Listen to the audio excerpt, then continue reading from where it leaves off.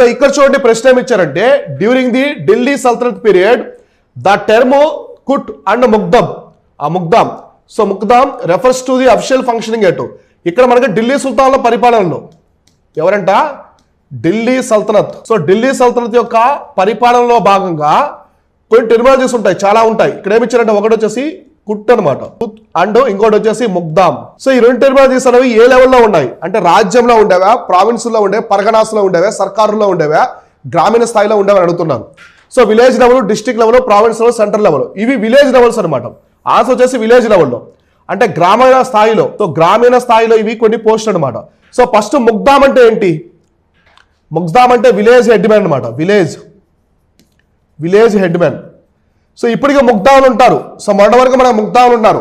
వాళ్ళు ఏదంటే ఏదైనా సర్వే ఇట్లాంటివి చేసేటప్పుడు గ్రామానికి సంబంధించిన అన్ని కూడా వాళ్ళు వివరంగా ఇస్తారు, గవర్నమెంట్ ఆఫీసర్లకు ఇస్తారనమాట ముగ్ధాములు. సో కాబట్టి ఇది ఎప్పటి నుంచో ఢిల్లీ సుల్తాన్ కాలం నుంచి ఉంది. సో కుట్ అంటే కొంతమంది ల్యాండ్ లార్డ్స్ అనమాట. మనకి ల్యాండ్ లార్డ్స్ ఇట్లాంటి వాళ్ళు ఉంటారు కదా ఇక్కడ విలేజ్లో, వీళ్ళు అనమాట.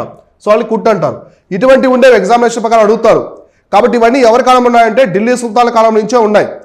సో ఢిల్లీ సుల్తాన్ల కాలం నుంచే విలేజ్ లెవెల్లో వీళ్ళిద్దరు ఆఫీసర్స్ ఉండేవాళ్ళు అనమాట. అక్కడ పరిపాలన వ్యవస్థ అంతా చూసుకునేదానికి పన్నులకు సంబంధించి కావచ్చు, ప్రజలకు సంబంధించి అన్నిటి పరంగా కూడా అడ్మినిస్ట్రేషన్ పరంగా విలేజ్లో ముగ్ధాం అనే అతను మెయిన్గా ఉండేవాడు అనమాట. సో ముగ్ధాం అనే అతను ప్రధానంగా ఉండి ఆ గ్రామీణ పరిపాలన వ్యవస్థను మొత్తాన్ని కూడా చూసుకునేవాళ్ళు. ఓకేనా, ఎగ్జామినేషన్ ప్రకారం ఇంపార్టెంట్. ఆయన మనకి పట్టా అంటాం.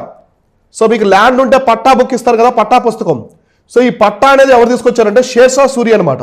షేర్షా సూరి మనకి మొఘల్ సామ్రాజ్యంలో మొఘల్ను ఓడించి, హుమయూన్ ఓడించి రాజ్యాన్ని ఏర్పాటు చేశారు కదా ఆఫ్ఘన్ సామ్రాజ్యాన్ని. ఇతను షేర్షా సూరి అనమాట. ఇతను పట్టా తీసుకొచ్చాడు. మొట్టమొదటిసారిగా విలేజ్ స్థాయిలో పట్టాలు తీసుకొచ్చాడు.